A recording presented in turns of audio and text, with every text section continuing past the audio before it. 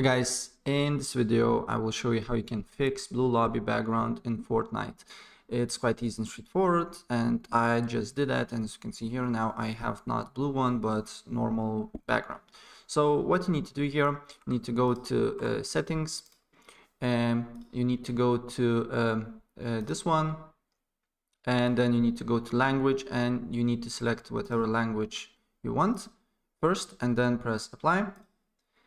And after you do that, then you need to go back here again and make it to normal one. All right, so as you can see here, normal one, and it should be fixed. And if for some reason you cannot change the language, I will show you work around it. All right, so what you need to do here, you need to just on search, just write run, or press Windows and R key, and then you need to go to local app data, press OK, and then you need to look for Fortnite game, saved, config, and then Windows client, and you need to look for this one, and then right click on it, properties, and make sure that read only is ticked on, press apply, OK, and now you should change language here.